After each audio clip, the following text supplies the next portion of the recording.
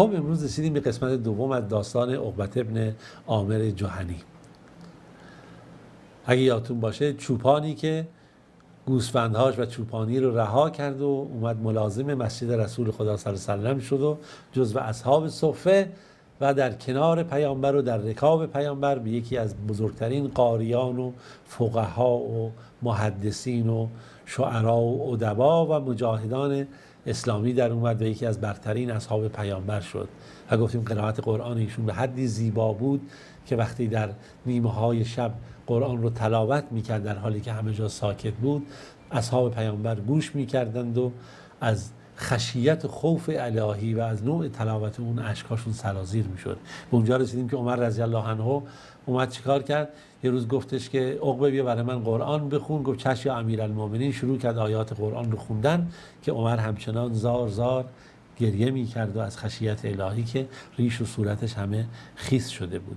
یکی از نکات خیلی جالبی که از عقبة ابن عامر، یک قرآن رو خودش با خط خودش کامل نوشته بود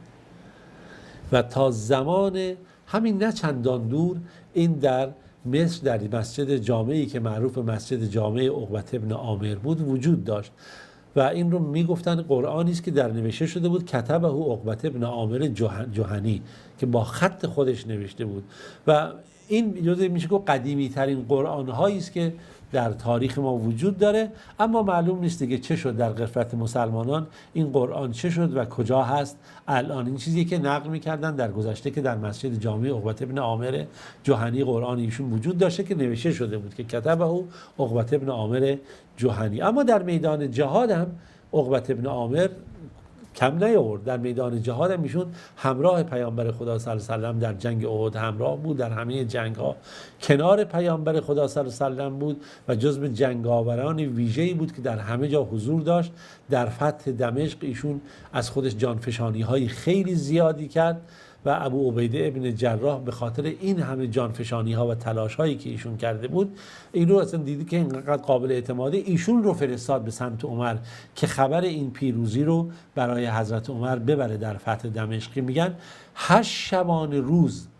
یعنی از این جمعه تا اون جمعه این یکسر حرکت کرد بدون اینکه توقف بکنه تا بتونه این بشارت بزرگ در دمشق رو به عمر رضی الله عنه برسونه و این نشون دهنده واقعا این شخصیت های ویژه‌ایه که ما نگاه میکنیم یاران پیامبر. ایشون یکی از معدود فرماندهانی بود که در فتح مصر حضور داشت و بر همین اساس معاویه ابن ابی سفیان که اون موقع والی این سرزمین میتونه اونجا بود در شام 3 سال ایشون رو والی سرزمین مصر قرار داد. برای جنگ با رودوس در بحر دریای سفید و دریای بحر متوسط ایشون رو فرستاد و میگم عقبة ابن عامر فقیه، ادیب، شاعر، مجاهد در همه صحنه ها بود و این محبت جهاد در سینه ایشون وجود داشت. جدا از این که خب ایشون در روایات برای مسلمان ها هم نقطه عطفی بود برای همه مسلمانان. یک مسئله نکته ویژه‌ای که باز عقبة ابن عامر داره که ایشون بسیار تلاش میکرد که تیراندازی رو خیلی خوب انجام بده و به همه هم این رو میگفت یاد بگیرید و پشتکار عجیبی در تیراندازی داشت و وقت خودش رو سعی میکرد اگه میخواد تفریح بکنه سرگرمی داشته باشه خودش رو مشغول تیراندازی میکرد و حتی معروفه که وقتی که ایشون بیماری مرگش فرا رسید یا اون لحظات مرگش رسید و مرض موتش بود ایشون در مصر بود. این بود که نزدیکان خودش رو جمع کرد، بهشون وصیت کرد، به پسراش گفت نگاه کنید من به شما سفارش میکنم، 3 تا سفارش مهم دارم برای شما و سعی میکنید که از این 3 مورد شما بهش دقت کنید. میخوام شما از این 3 موردی که میگم پرهیز کنید، از این 3 موردی که دارم بهتون اشاره میکنم دوری کنید، عمل نکنید بهش. یعنی اون شما رو باز میدارم که این 3 تا سفارش من اینه که از 3 کار شما دست نگه دارید و این رو همیشه مد نظرتون داشته باشید.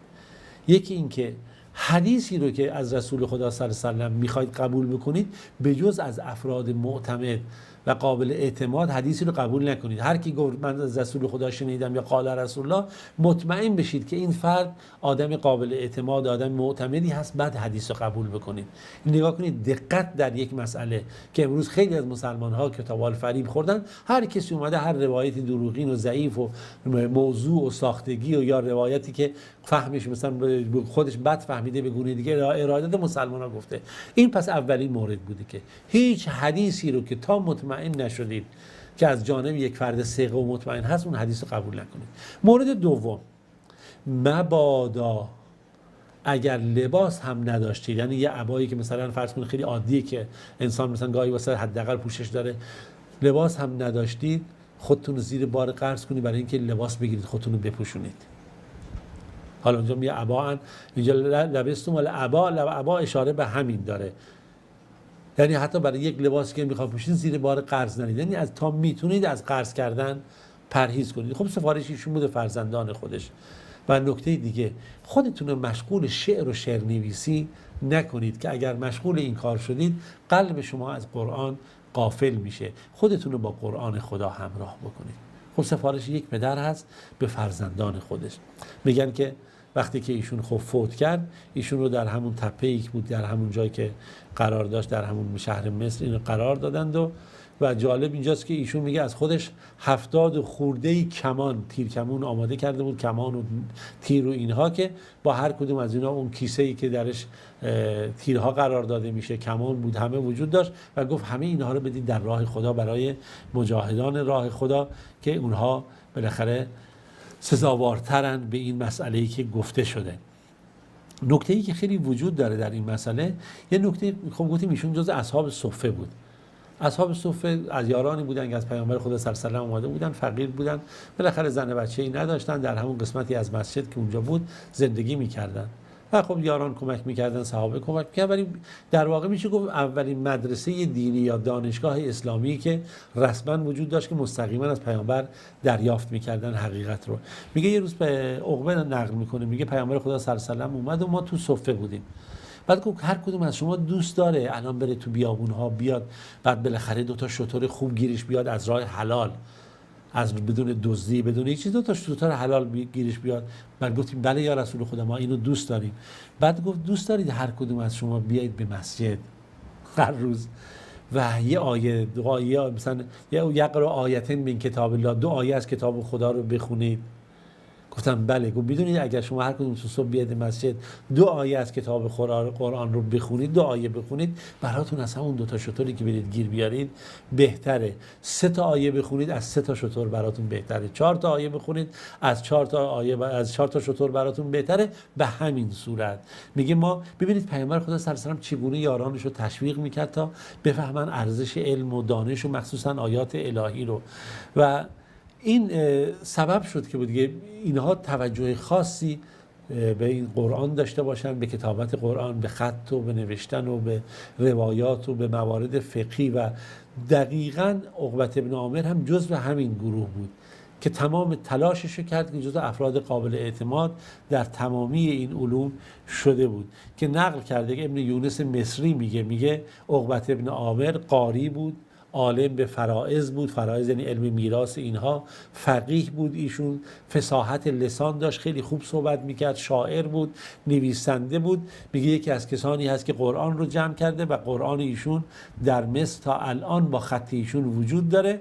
که علی ابن حسن قدیر گفته که این جزء قرآن مصحف‌های عثمانی هست. و نکته‌ای که خیلی مهم هست گفتیم که ایشون قاری قرآن هم بود، ریار رسول خدا صلی الله علیه و آله هم بود و همه این مواردی که در مورد ایشون نقل شده که در فتح شام حضور داشت. و جالب اینجاست که رسول خدا صلی الله علیه و آله وقتی که از دنیا رفت، ابوبکر ایشون رو به سرزمین شام فرستاد و در فتح شام هم ما اشاره کردیم ایشون حضور داشت و جزو رهبران بود و کنار حتی عمرو عاص بود در فتح مصر، فتح فلسطین، و جزو کسانی بود که در این سپاه و در این موارد همراه بود. و نکته خیلی جالب هست که میگه عقبة ابن عامر، ابن حجر میگه عقبة ابن عامر در تمامی این فتوحات در این سرزمین ها شرکت داشت و نامه رسانی بود که خبر رو می آورد،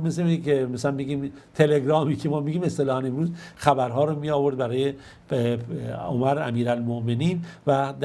با همراه عمرو عاص بود در فتوح تمام، فتح تمام اون سرزمین‌هایی که مناطقی که توسط عمرو عاص فتح شده بود. و واقدی نقل میکنه میگه در قلب سپاه قرار داشت کی قرار داشت؟ عمرو ابن عاص، عبدالرحمن ابن ابیبکر صدیق، عبدالله ابن عمر ابن خطاب، عقبه ابن عامر جهنی و بقیه صحابه که اینها میگه همیشه کنار پیامبر بودن و همچنین در این فتوحات بودن. و در واقع عقبه ابن عامر یکی از فرماندهان اسلامی هست در مقابله با بطریک که اینجا بطلمیوس و که فرماندهان رومی هست که در منطقه دهشور و مدینه بهنسا نقل میشه، که واقعی نقل میکنه که ایشون در اون جریان بوده و به داستان خیلی مفصلی داره که امیدوارم خودتون برید اینها رو ببینید، در تاریخ نگاه کنید، چون وقت ما محدود هست. و نکته‌ای که خیلی قابل تأمل هست، گفتیم که ایشون در بالاخره همون سرزمین مصر از دنیا رفت در آخر خلافت حضرت عمر رضی الله عنه و نقل شده که بالاخره در سال 58 اینجا البته آورده که بالاخره قبرش کنار قبر عمرو و عاص هست و حدیث هایی که نقل کرده میگه 55 حدیث ایشون از پیامبر نقل کردن که بیشتر راویان هم کسانی بودن که در مصر بودن. خب خدا راضی شد از یاران پیامبر خدا صلی الله علیه و سلم و اینها جانفشانی کردن و اون تلاشی رو که باید میکردن در ابلاغ دین انجام دادن. امیدوارم که خداوند به ما این لیاقت و توان رو بده بتونیم حداقل اندکی زندگی ها اینها رو نگاه کنیم، حالاتشون نگاه کنیم، حالات خودمون نگاه کنیم، جوانان ما با این قصه ها و داستان ها بیشتر آشنا بشن. البته ما خیلی میگم با در حد توان داریم ارائه میشه، امیدواریم اینها رو بشه به روش های بهتر این داستان ها رو برای جوانان مردم ما ارائه داده بشه. تا روز دیگه داستان دیگه در پناه خدای مهربان باشید. خدا یار و نگهدارتون.